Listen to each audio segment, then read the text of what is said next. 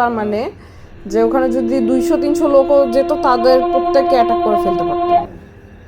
এটা হলো ভয়ঙ্কর জিনিস। আচ্ছা আচ্ছা। এটার সামনে কেউ পড়তো না, যাই পড়বো ও সেই শেষ। আচ্ছা আচ্ছা। ওরা সাধারণ কোনো জিন বা সাধারণ কোনো এরকমই ইয়া আর না, কি। পাওয়ারফুল কিছু একটা ছিল হুম, মানে। ওই মানে কালির ছায়া আর কি, আচ্ছা আচ্ছা যারা আচ্ছা। বলে কালির ছায়া, হুম। ওইগুলি ওই এরকম বিভিন্ন জায়গাটা ঘুরে। আচ্ছা। তো আমরাও তো নিচে আসতে আসছি যে ওই সঙ্গে রাত্রে কিছু বুঝতে পারিনি, কিন্তু শরীরটা খারাপ লাগছে। আর সকালবেলা ঘুমেতে উঠে দেখি যে মাথা সোজা করতে পারি না, নিচে নিয়ে মাথা বেড়ে আটটাছে। হুম আমার দেখা দেখি এবার আমি কোথাও দেখি হ্যাঁ কি অবস্থা, তখন এমনি নিয়ে আসছি না, হুম।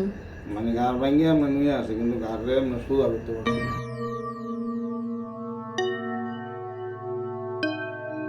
আসসালামু আলাইকুম বন্ধুরা, সকলকে স্বাগত জানাচ্ছি দ্য এক্সক্লেমেটরি সায়েন্সের নতুন পর্বে। আশা করছি আপনারা সকলে ভালো আছেন। সকলকে রামাদান কারিম। রমজান মাসে আমরা আমাদের এপিসোডগুলো কন্টিনিউ করছি, যদিও এখন সবাই বেশিরভাগই হচ্ছে গিয়ে হাদিস কোরআনের চ্যানেলগুলো বেশি করে আমি আশা করছি সাবস্ক্রাইব করছেন এবং দেখছেন, এবং ধর্ম সম্পর্কে, ইসলাম সম্পর্কে আরও বেশি করে জানার চেষ্টা করছেন, এদিকেই বেশি মনোনিবেশ করছেন। তবে পাশাপাশি আমরা কিছু অন্যান্য টপিকেও কথা বলছি এবং জানার চেষ্টা করছি। তো সেখানে আমাদের চ্যানেলটিও ভিন্ন নয়। আমাদের চ্যানেলটিতেও আমরা হচ্ছে মেইনলি আমরা প্যারানর্মাল বিষয়গুলো নিয়ে কথা বলে থাকি, এবং পাশাপাশি আমরা চেষ্টা করব এমন কিছু টপিকের রিসার্চ টপিক নিয়ে কথা বলার, যেগুলো ওয়ার্ল্ড ওয়াইড বিভিন্ন ধরনের জিনিসে ইম্প্যাক্ট ফেলে। তো সেগুলো নিয়ে আমরা পরে আলাপ আলোচনা করব। আস্তে আস্তে একটা একটা করে টপিক নিয়ে আমরা আলোচনা করব। বর্তমানে আমরা ট্রু স্টোরি নিয়ে কথা বলছি, বিভিন্ন ধরনের ট্রু স্টোরি যেগুলো কিনা বাংলাদেশের বিভিন্ন অঞ্চলে, বিভিন্ন গ্রামাঞ্চলে ঘটছে এবং শহরাঞ্চলেও ঘটছে। আমি একটা একটা করে ট্রু স্টোরি রিভিল করব। আমাকে অনেকেই রিচ আউট করছে বর্তমানে, এবং আমি নিজেও কিছু কিছু মানুষকে রিচ আউট করছি। এবং আমার লাস্টের যে এপিসোডটা ছিল সেখানে আমি একজনের ইন্টারভিউ নিয়েছিলাম, এবং সেখানে আমি সেই ইন্টারভিউতে নরসিংদীর একজনের সাক্ষাৎকার আমি আপনাদেরকে তুলে ধরেছিলাম। তার কিছু কাহিনী এখনও বাকি আছে, সেই বাকি ঘটনাগুলো আজকে আমি আপনাদের সামনে আবার তুলে ধরব, এবং আশা করছি আপনারা আমার আগের ভিডিওটি দেখেছেন, এবং বাকি ঘটনাগুলো আজকে আপনারা এই ভিডিওর মাধ্যমে জানতে পারবেন। তো চলুন দেরি না করে শুরু করা যাক। আমরা মূলত কথা বলছিলাম এই ভাইয়াটির জীবনের কিছু এক্সপিরিয়েন্স নিয়ে, জীবনের কিছু প্যারানর্মাল এক্সপিরিয়েন্স নিয়ে, যেখানে উনি বেশ কিছু প্যারানর্মাল সাইটিংসের কথা বলেন এবং বেশ কিছু প্যারানর্মাল ক্রিয়েচারের কথা বলেন, যেগুলো কিনা আমরা সাধারণত চোখে দেখি না। অনেক সময় হয়তো দেখি, কিন্তু ভিন্ন রূপে দেখে থাকি, তাদের আসল রূপটা আসলে আমরা দেখি না। তারা একটা বীভৎস একটা রূপ ধরে মানুষের সামনে আসে, বা এমন একটা রূপ ধরে আসে যেটা কিনা অন্য প্রাণী বা মানুষের, মানে যে কোনো একটা রূপ তারা ধরার চেষ্টা করে, কিন্তু পুরোপুরি ধরে উঠতে পারে না। এবং সেই রূপটা নিয়েই তারা মানুষের সাথে কথোপকথন করে, বিভিন্ন ধরনের কার্যকলাপ করে, মানুষকে ভয় দেখানোর চেষ্টা করে, আবার অনেক সময় মানুষকে সাবধানও করতে চেষ্টা করে, মানুষকে সাহায্যও করার চেষ্টা করে। এরকম অনেক ধরনের ইনসিডেন্ট ঘটে থাকে।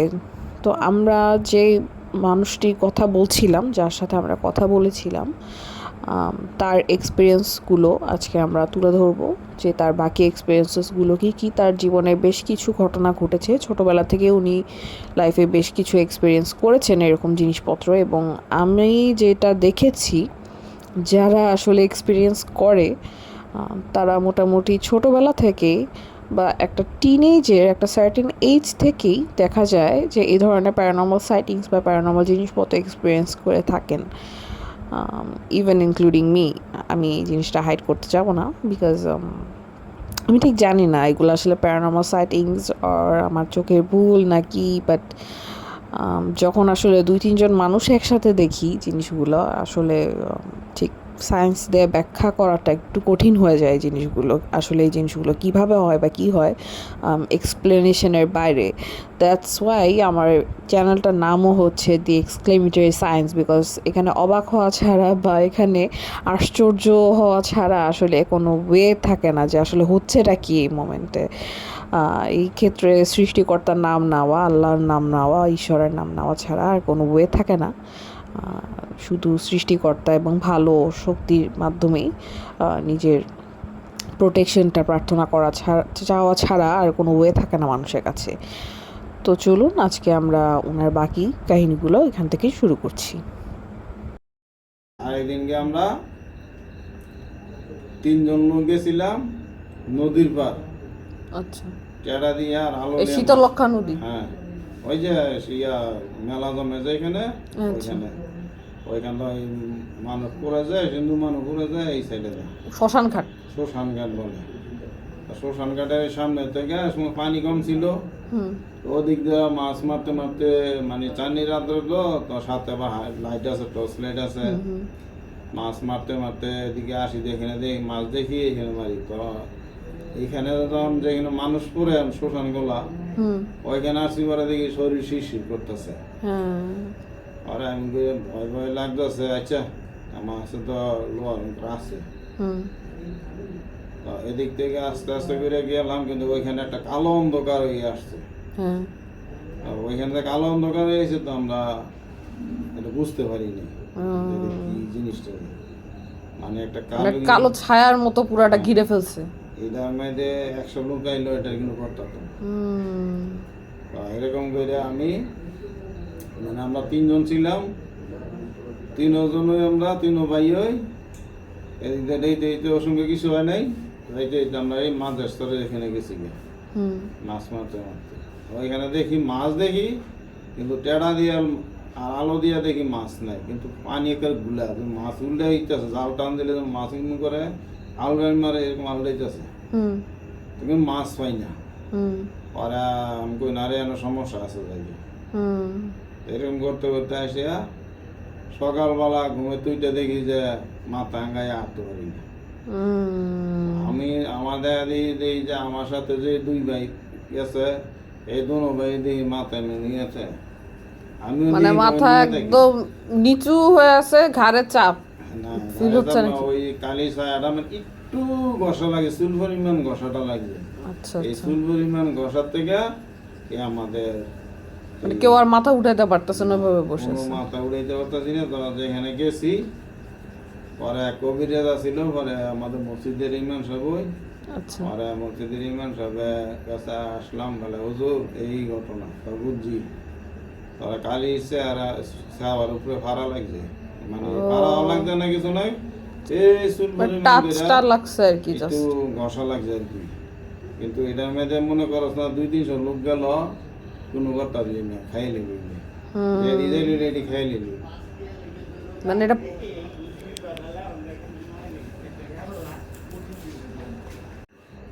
তো ওই যে ছায়াটা যেটা বলছিলেন,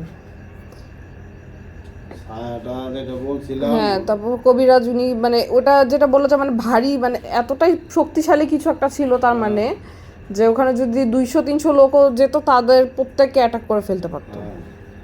এটা হলো ভয়ঙ্কর জিনিস। আচ্ছা আচ্ছা, এটার সামনে কেউ পড়তো না, যাই পড়বো ও সেই শেষ। আচ্ছা আচ্ছা, সাধারণ কোনো জিন বা সাধারণ কোনো এরকমই ইয়া আর না, কি। পাওয়ারফুল কিছু একটা ছিল মানে। ওই মানে কালির ছায়া আর কি, আচ্ছা আচ্ছা তারা আচ্ছা, বলে কালির ছায়া। হুম, ওইগুলি ওই বিভিন্ন জায়গাটা ঘুরে। আচ্ছা তো আমরাও তো নিচে আসতে আসছি, যে ওর সঙ্গে রাত্রে কিছু বুঝতে পারিনি, কারণ শরীরটা খারাপ লাগছে। আর সকালবেলা ঘুমেতে উঠে দেখি যে মাথা সোজা করতে পারি না, নিচে মাথা বেড়ে হাঁটতেছি।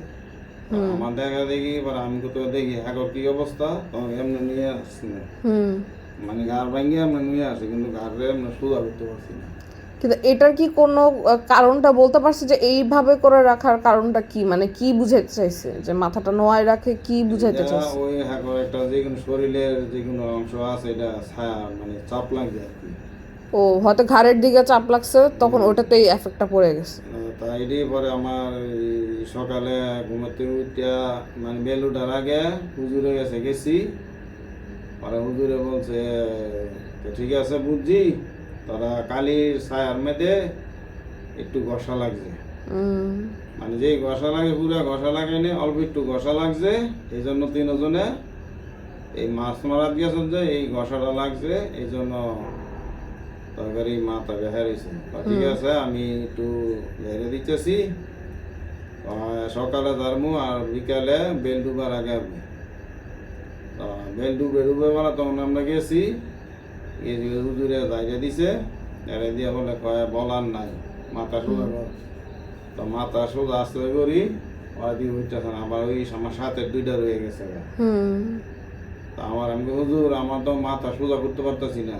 আবার আয় বগলে গেলাম, জায়গা টেরে দিল, দিয়া দিছে বলে কয় কোয়ার নাই, আমি কয় নাই, মাথা সোজা কর।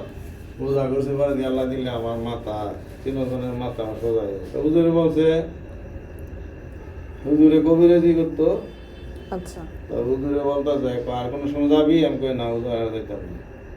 যদি যাস তা কিন্তু এইবারে শেষ। আমি কই না হুজুর আজকের থেকে আমার আলোর মাছ মারা শেষ, আজকের পরে থেকে আমি মাছ মারা যাবো না। ওরা করতে ঠিক আছে কথাটা মনে রাখি। তো আমি আজ যেমন তার কোনো সময় মাছ মারা যায়নি। এই সেই অবস্থা আর কি। তো মাছ নিয়ে মানে আপনি যতবারই মাছ ধরতে গেছেন বিভিন্ন জায়গায় এই ধরনের ঘটনার সম্মুখীন আপনার হতে হয়েছে? আমার একটা টাইম আছে, এই টাইমের ভিতরে চলাচল করে। এই টাইমের মাগরিবের আগ দিয়ে সম্ভবত মাগরিবের একখান থেকে ওই যখন সূর্যটা ডুবে আজান দিব তখন গেলি আস্তে আস্তে এই সাইডের থেকে একবার একটা সাইড আছে চলাচল। হ্যাঁ হ্যাঁ। ওই সাইডের মধ্যে যাইবো, সাইড একটু আটকা ঘুরে যাবো। আচ্ছা আচ্ছা। আর এক হইলো নিশি রাত্রে যারা মাছ মারতে যাইবো তখনকার তাদেরও একটা চলাচল রাস্তা আছে। ও আচ্ছা। তখনকার তাদের মাঝে যদি আমরা যাই যে তারাও একটা আক্রমণ করবে। তারা যত শক্তিশালী যাক তারপরও তারা আক্রমণ করবে। এটা তাদের কত তাদের প্রকোপটা তারা বুঝাই দিবে মানুষকে যে আমাদের একটা এখানে শক্তি আছে, আমাদের এখানে একটা দাবি আছে। এই কি তো আমরা এরা প্রথম সাবধান করব, একবার দুইবার তিনবারের মাধ্যমে তারা আক্রমণ করবো। আচ্ছা আচ্ছা। হয়তো ঘর ভেঙে দিব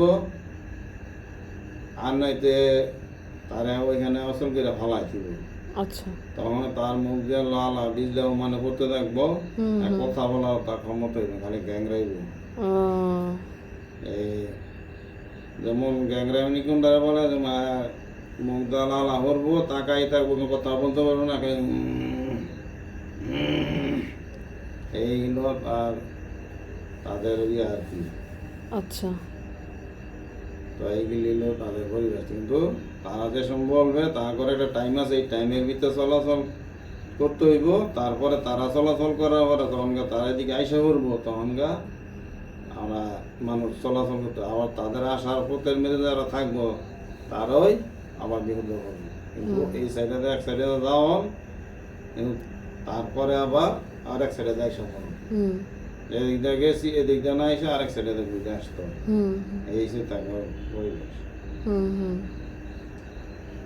আরেকবার আমার বোনের জামাই ঢাকাতে নারায়ণগঞ্জের থেকে আসতে নিয়েছিল, পরে রাস্তার থেকে কালীগঞ্জের থেকে ইলিশ মাছ নিয়ে আসছিল। তা আমার বোনের জামাইরে আটকাইছে কতবার, মাছটা দিয়ে দিত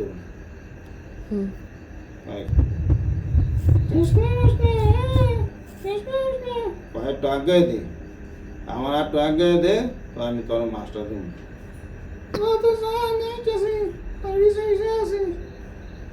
এরকম করে আস্তে আস্তে মানে চিকন গলা বানায় কথা বলছে, মানে তারা নাক বাজায় কথা বলে। আচ্ছা আচ্ছা। আর আমার বোনের জামাই বিড়ি খাইতো, বড় বোনের জামাই বিড়ি যখন দেখতেছে শেষ হয়ে যেতে হাতের মধ্যে ম্যাচ রাখছে, লাইটার, গ্যাস লাইটার, আর বিড়ি যখন দেখছে অর্ধেকটা শেষ হয়ে যেত তখন আরেকটা জ্বালাইছে। এরকম করে জ্বালাইতে জ্বালাইতে পরে বাড়ির মেয়েগুলো জানাইছে,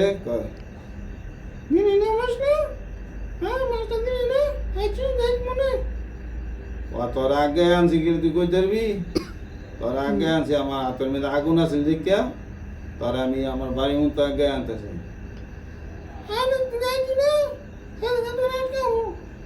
আজকে শেষ করে দিলাম আরো দিন যাইস আর রাস্তার মধ্যে আটকামু পরে বুঝিস আচ্ছা যা তুই মনে করিস না তোরা সামনে আমি খালি হাতে আমু আমার তো আগুনই দেবো তোর শরীরে আগুন জ্বালাই দেবো না, আগুনের প্রতি একটা ভয় আছে তাদের, হ্যাঁ তারা নিজেরা আগুনেরই তৈরি, কিন্তু আগুনের প্রতি তাদের একটা ভয় নিজেদেরও আছে। ওরা বাড়িতে আমার বোনের ডাক্তার আছে তখন আমি দিল ভাই কেটো কালো করতে কইছে আরে রাবারিস না আমার লগে ফেত নিয়ে আইছে মাছ ফেতনি আমার মাছ দিতাম মিলে মাছ ফেতনি লইছি আমার বাড়ির মধ্যে আগে দিছে আমি তো কেম নাইলে আগুনের লুয়াইছি আমি সিগারেটটা আগাইতেছি অর্ধেকটা শেষ হয়ে দিতে আরেকটা জ্বালাইতেছি খালি করে দিতাম আমি তারটু আগে দিম করতে তো পাইতেছি তার বোনের রাখ দিলাম আর কফি জ্বালাইছে তারপরে আলো হয়ে গেছে গা তখন সসনা কেমন করছে যে আমি শুনছি এলিকে গেলাম কালে কথা বললাম মাচ্চা বেতনি এই বেতনিটা আসছিল ওই যে আমাদের এখানে চিবাড়া থেকে রুটে একটা বাসের ধার আছে না, আচ্ছা, এই দিক থেকে ওই দিকে যে মানে ওইদিক এইখান থেকে বাজছে। আচ্ছা, এই মদনটা বাজার পরে এইখানে এই সমস্যাটা বেশি, ও আচ্ছা আচ্ছা, এদিকে সাপের একটা আড্ডাখানাও দেখা যায়, প্রায় দেখা যায় যে সাপও লাফ দিচ্ছে, বড় বড় সাপ। ইভেন আমি নিজেও ছোটবেলায় অনেক বড় একটা সাপ দেখছিলাম অজগরের মতো। এখানে এটা ছিল বিলে, এই বিলের মধ্যে ছিল, এটার নাম ছিল অজগর সাপ।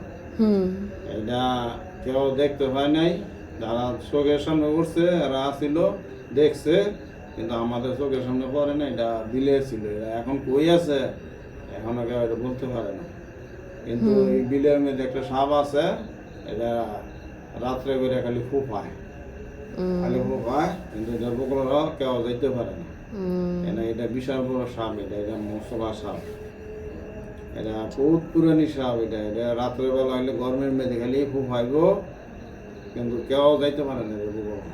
যায় টেড়ালিয়া মাছ মারতে মিলে এটা আওয়াজ হইয়া সরে যায়, কিন্তু এখনো এটা সামনে কেউ যাইতে পারছে না। এইখানে এই সাপের এলে এই পরিবেশ। আচ্ছা আচ্ছা, যারা জাল টানতে যায় তারাও এখানে যায় না, এই অবস্থা।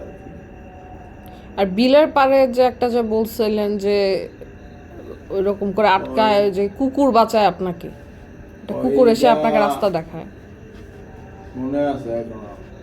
ওইটা আমি রাত্রে বেলা করে আমি তখন রিক্সা চালাইতাম,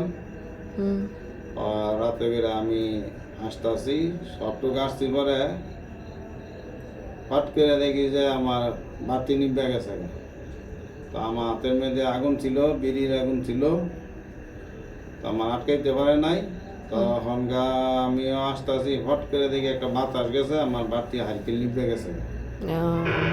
আমি এই যে হাইকেল জ্বালানোর চেষ্টা করতেছি, কোনো ভাই আমি হাইকেল নিভে জ্বালাইতে পারতেছি না। ম্যাচের গাড়ি জ্বালাইতে তখন আমি বলতেছি যে তুই শক্তিশালী দেখা, হয়তো আমার রাস্তা দে, নাইলে আমি তখন বগল দাম পুরস্থান দা ভাইকে যাবো, পুরস্থান দা বলে তোর আটকাবি। আমি কয়বার খোলার উপরে যাবো, দেখ তলা বুঝিয়া অনেক এরকম করতেছি, কি করতেছি, দেখি যে কোনো ভাই আমি সাইকেল জ্বালাইতে পারতেছি না। প্রায় ওই 15-20টা ম্যাচের গাড়ি জ্বালাই লেছি, তারপর আমি সাইকেল জ্বালাইতে পারি না। হট করে দেখায় দেখি যে আমি এই যে কুকুর দ্বারা আমি পুষ করতাম, ওইটারে রুটি খাওয়াই আসছি, ওইটা দেখি যে কয়বার খোলার এখানটা দিয়ে হাতাইলে বাড়িয়া আমার সামনে হাজির। তখন দেখি যে আর এটা কোনো রাস্তা আমি তখন আটকাইনি। তখন আমি আমার সাইকেল বাতিও জ্বলছে, তখন কোনো বাতাসও নেই, কোনো আটকাই না। এবার এই কুকুর দেয় আমার বাড়ির মতো লইছে দমাইতে আর কুকুরের চোখে বাজছে, কিন্তু আমার চোখে বাজছে না। কিন্তু আমি এটুকু দেখছি রাস্তার মধ্যে আমার আটকাই লেছে, কুকুরে দেখছে। তখন ওরা তো দেখতে পারে সবকিছু, ওদেরকে আল্লাহ সে ক্ষমতা দিছে যে ওরা ব্রিজের নিচে দা, তখন ব্রিজ ছিল না। মানে এখন বলতেছি যে আমাদের বাড়ি আসা এই ব্রিজের নিচে রাস্তাটা ছিল, এই রাস্তাটা আমি আসতাম। সবটুকু আইসে আমি গুরুস্থানের ভূগোল এই একটা চুঙ্গা আছে, এখানে আসছি পরে আমার সাইকেল নিবে গেছে, আমি আসতে পারি না সামনে। আমি ভয় পাই নাই, আমার হাতের মধ্যে বিড়ির আগুন ছিল, মেসোয়া ছিল, সেই জন্য আমার বেশি আক্রমণ করতে পারিনি। কিন্তু আমি পিছনেও যাইতে পারি না, সামনেও আসতে পারি না। অনেকক্ষণ ধরে আমি হারিকেলের মধ্যে ম্যাচ জ্বালাইতেছি, কিন্তু বাতি জ্বলে না। ম্যাচের গাড়ি জ্বালায়, জ্বললে হট করে নিম্বা যায়, জ্বালায় হট করে নিম্বা যায়। প্রায় গিয়া 7-8 মিনিট পরে দেখি যে কুকুরটারে আমি রুটি খাওয়া আসছি, ওই কুকুরটা দেখি কয়বার খোলা এখান থেকে আমার পাতালি আসছে। তো সে কি করে বুঝতে পারলো যে আমি এদিক দিয়ে যাবো? সে পাতালি এসে যখন আমার দেখছে দাঁড়াই, আর খেউ খেউ করিয়া হ্যাঁ আসতে পরে দেখি যে আমার হাইকেল বাতি জ্বলছে, কোনো সমস্যা নেই। আমি বাড়ির দিকে আসছি, আসার পথের মেয়েদের সে আমার পিছে পিছে করে আমি যাইতেছি, সে আসলে সামনে যায় আর দমাইতেছে। আমি তার পিছে পিছে আসা ঘরে ঢুকছি, আমার বলতেছে দমক দিয়ে ঘরে ঢুকতাম। তা আমি যখন ঘরে ঢুকছি, পরের দিকে বারান্দা আমার ঘরের দরজার সামনে দাঁড়ায় অনেকক্ষণ খেউ করছে, অনেকক্ষণ, প্রায় আধা ঘন্টার মতো। মানে পিছে পিছে এসে পড়ছে, তার মানে ওইটা সাইডে দেখছে, মানে হ্যাঁ যে ওইখানে আমার আটকাইছে, আক্রমণ করছে, সেটা দেখতে পারতেছে। ওটা যে পিছু করছে আপনাকে, ওটাও বুঝতে পারছে। হ্যাঁ, তখন সে দেখছে যে আমার পিছনে বসে আমার ভাই মন তো আসছে। তখন সারা রাত আমার দরজার বুকগুলো বসে রয়েছে, আর কত ঘরে খেউ করার পরে তখন আজান দিছে, তখন আমার কত দম্মা টম্মায়া দরজার বুকগুলো হুঙ্গে টুঙ্গিয়া আজান দিছে, পরে আইসে বসে আবার বাজার। পরের দিকে আবার সকালে না দেখতে লেঙ্গুর নাচাইতেছে, আমার খাবার দিতাম বিলিয়া। কারণ আবার আমি রুটি কিনা, একটা বন রুটি কিনা আবার দিছি, খাইছে, খাওয়া দাওয়া চুপ করে আমার পাহাড় বুক লাগছে, বসে দিছে। তাই লিল বুবাজাত যে তারে খাওয়ায় ফুস মানাই তুলে, যে কোনো সময় আমার যে কোনো বিপদের মেয়েদে সে উদ্ধার করবে। এই সে সমস্যা, এর বেশি আর কিছু না। প্রাণীও যে কতটা সাহায্য করতে পারে এভাবে করে, এটা একটা মানে একটা বড় একটা প্রমাণ যে ওরা তো দেখতে পাই। হ্যাঁ, ওরা তো দেখতে পায়, এবং ওরা মানে বন্ধুর মতো আগায় এসে আপনাকে সাহায্য করছে। নিজের থেকে মানুষের কিছু না খাওয়ায়, যে একটা বোমা যাতে খাওয়ায়, বোমা যাতে ফুস মানবো, ফুস মানার মধ্যে মানে আমার মালিক তার আমি সামনে আগে দিয়েছি, তার সামনে কি বিপদ আমি একটু দেখি, ছাপাই পড়বে সাহায্যের জন্য। তখন সে আমার পিছন দাইসে সে সাহায্য করলো, হয়তো পিছন করলো নইলে অন্য সাইডে দাইসা সে আমার সামনে করে একটা সাহায্য করলো। এইগুলো প্রাণী জাতীয় একটা জিনিস, তারে খাওয়াইল আমার উপকার করে দেয়। আর একটা মানুষে খাওয়াইলে তাই কি করবো, সাহেব আমার পিছ ধরবো না, তার রাস্তা সাহেব ধরে যাইব, আচ্ছা দোস্ত আচ্ছা গেলাম গা, ভাই আজকে গেলাম গা, শেষ।